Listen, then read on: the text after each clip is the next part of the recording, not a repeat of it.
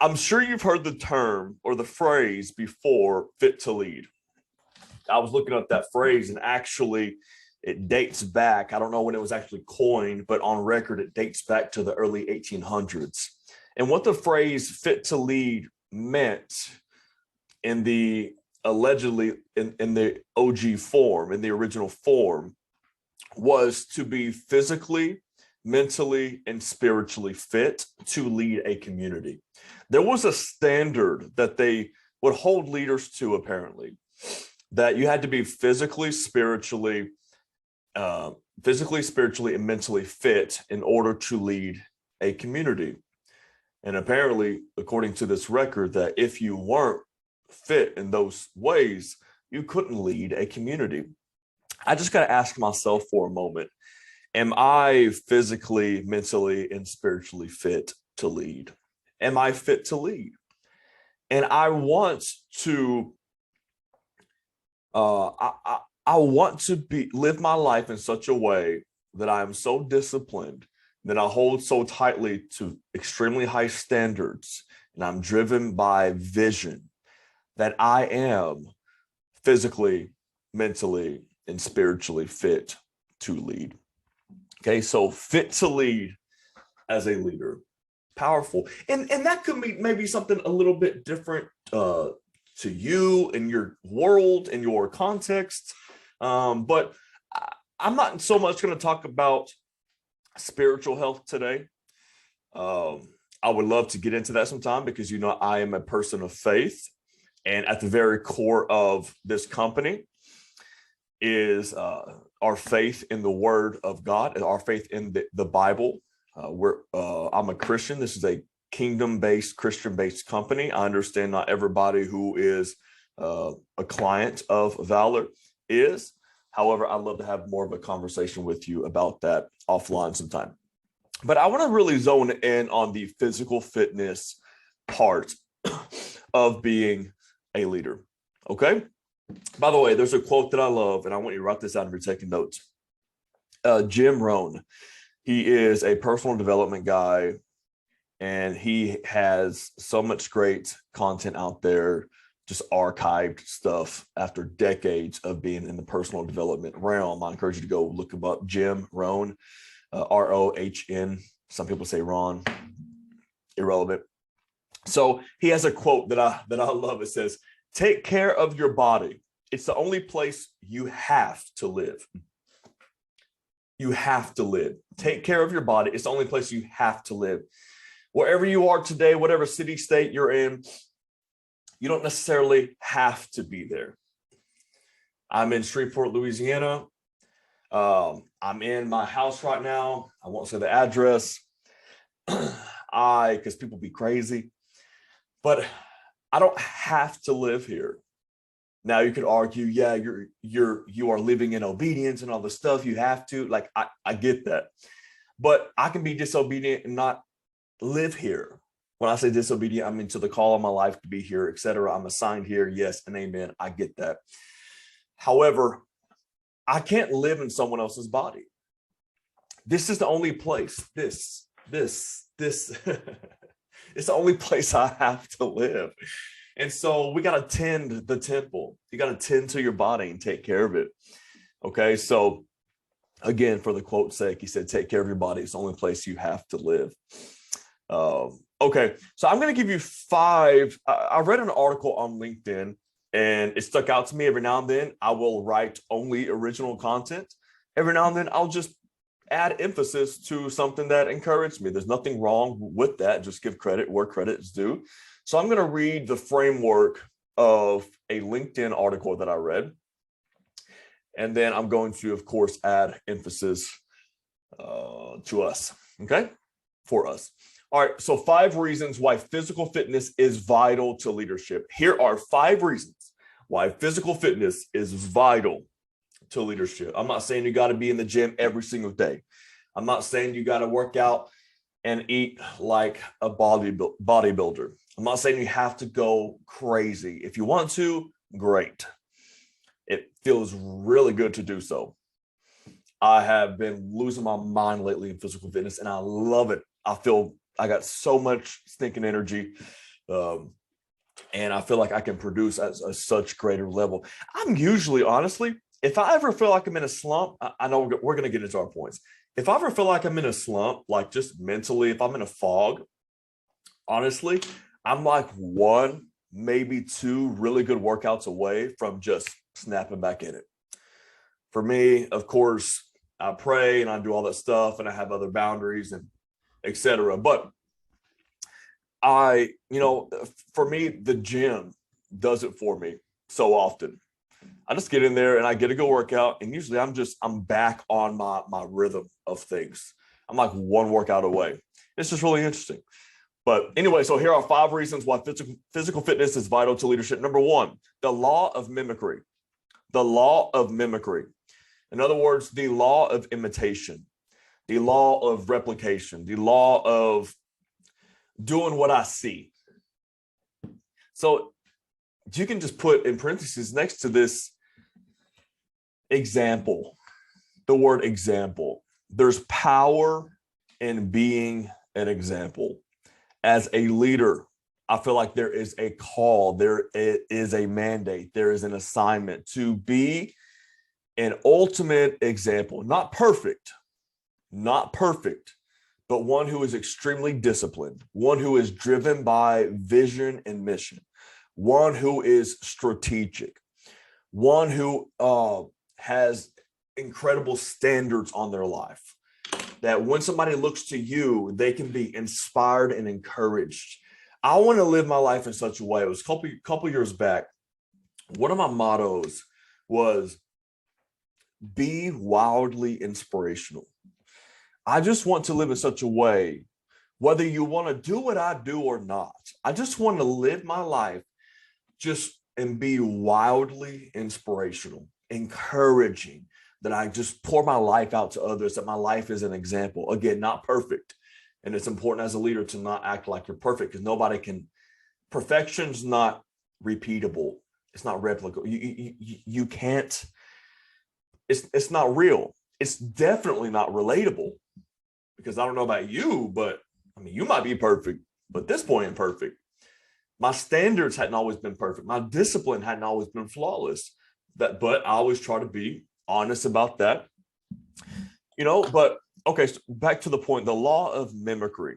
I'm going to read LinkedIn's excerpt on it. Studies have shown that regular team members unconsciously mimic their behavior patterns of their leader. They unconsciously mimic the behavior patterns of their leader.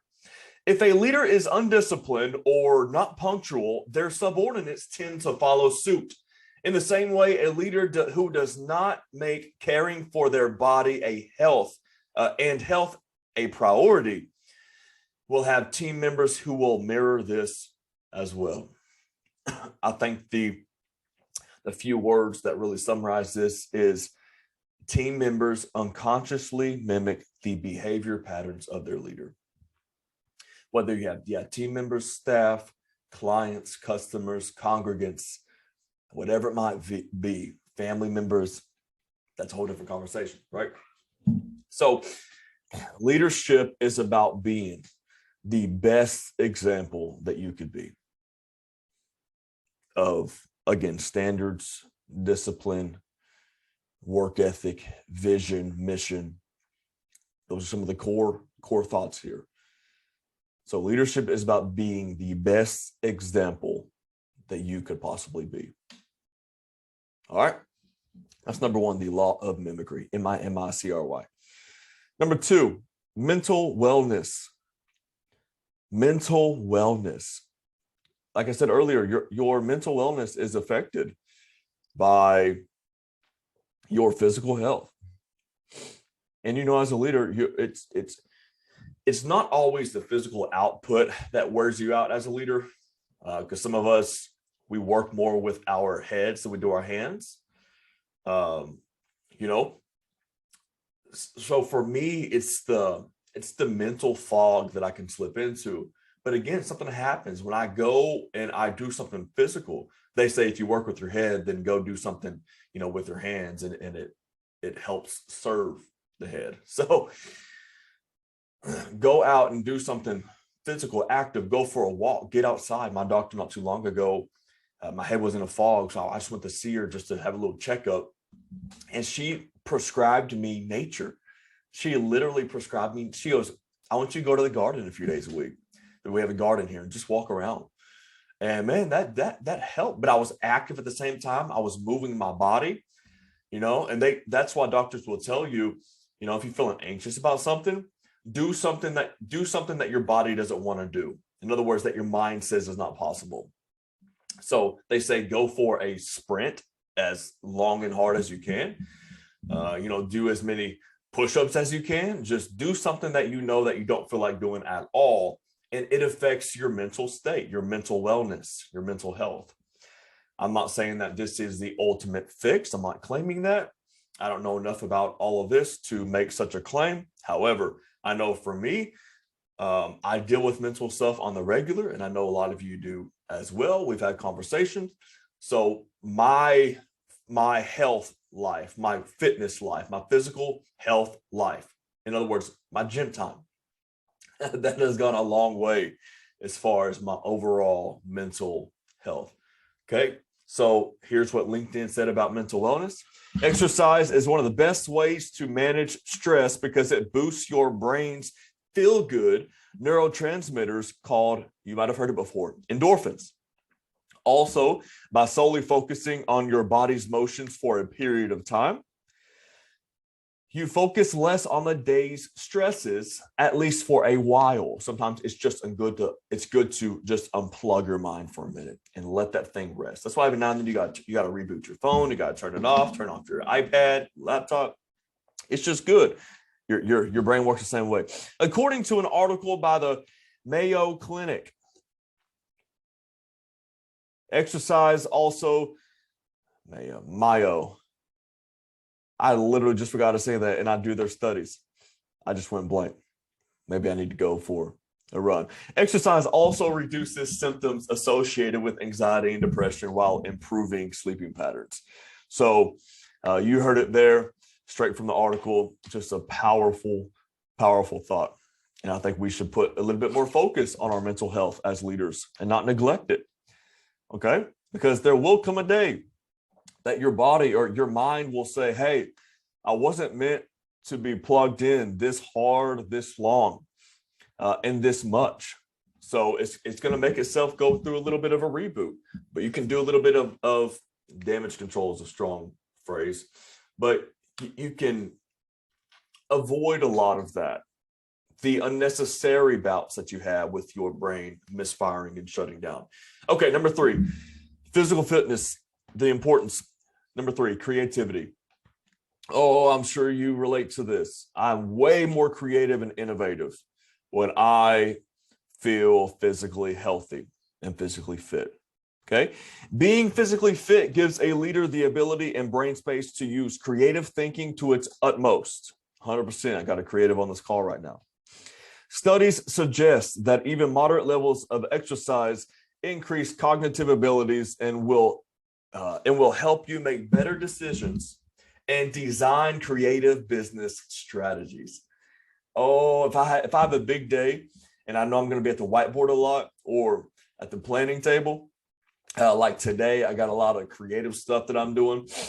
You best believe, it got me some movement in, got me a workout. I mean, because it just helps the juices flow, man. It gets your mind going. It stirs your body. There's the chemicals and there's blood flow, and you just feel alive and you feel awake.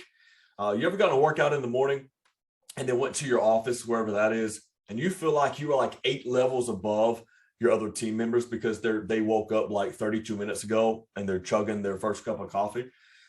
It's because, man, you're awake and you're aware and you have stepped into this maximization mode. I have this theory. I don't just want to manage my time. I want to maximize my time. And of course, time management is great. And I believe if you really steward and manage your time well, you will maximize it. I understand that. And I'm a little bit dramatic in my teachings, and I understand that as well. I just love the phrase time maximization. And what helps me maximize time is not necessarily, you know, sleeping as long as I can and then getting up and running to the office and like being in a rush. What helps me is waking up slowly, going to the gym, getting my, hour workout, if that sometimes, and then get to the office. And then like I can do more in 3 hours than what people half awake and unhealthy might. And I've been there before, believe me.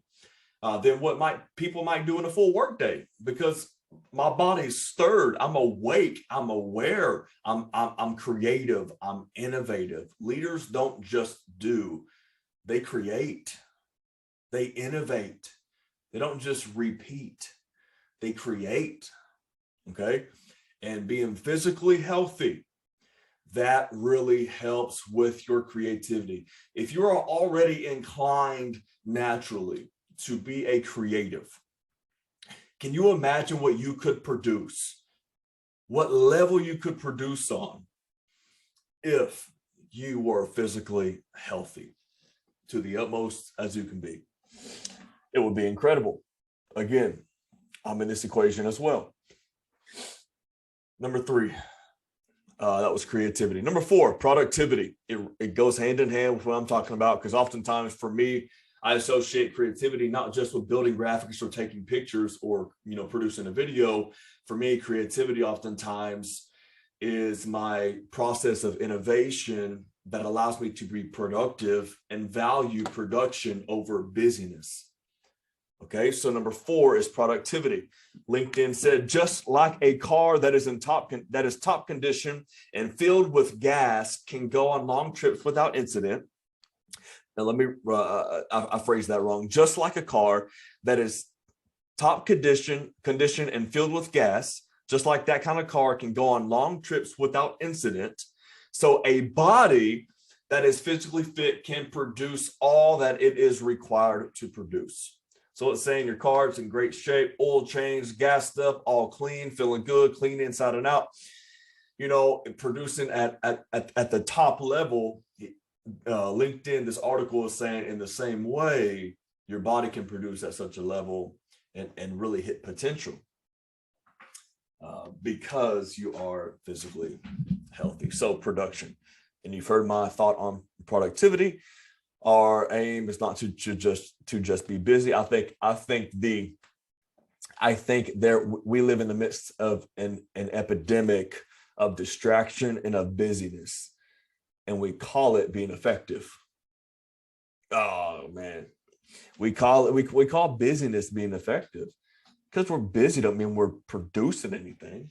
Doesn't mean we're being effective, or we definitely doesn't mean we're making an impact. So there's usually some busyness found in production, but there's not always production found in busyness. I want you to hear me, and I want you to grasp this, and I want you to look at your life and look at your calendar and really assess this thought thoroughly. Oftentimes in production is found busyness, but busyness is not always found in production. Do not get the two confused, and please do not make them synonymous. Busyness and productivity are two different things. They can work together, at least on one side, because again, you can be busy and be productive.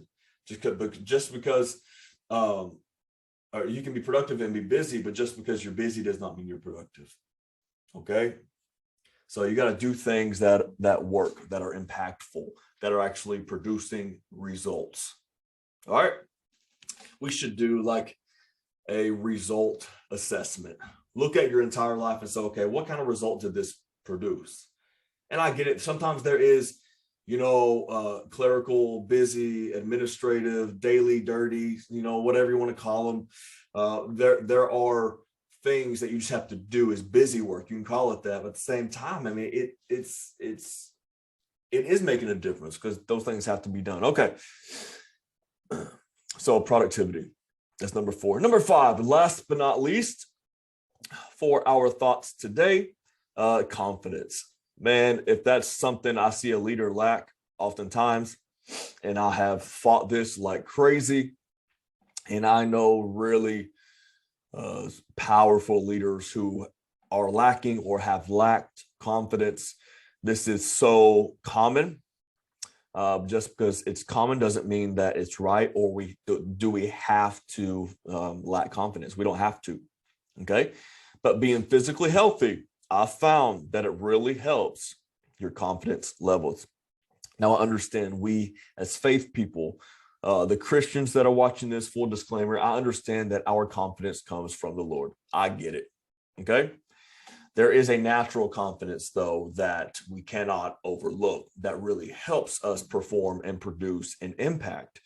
I actually did a video on confidence not too long ago. So go back to our archive or to our channel and look that up. I won't stay on this for long. But number 5, confidence. Self-confidence is the fundamental basis from which leadership grows. Regular exercise boosts self-confidence through endorphins. A great leader pays attention to health. JFK said, physical fitness is not only one of the most important keys to a healthy body, it is the basis of dynamic and creative intellectual activity. I'm going to read that again. JFK, the late great JFK, said physical fitness is not only one of the most important keys to a healthy body, it is the basis of dynamic and creative intellectual activity. What a powerful, powerful thought.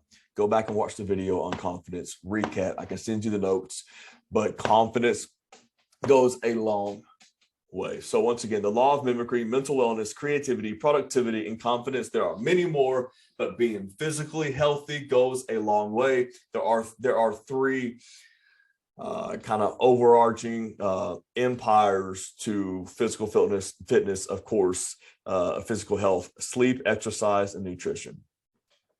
You can put / hydration on the last point because they've included in the past couple decades.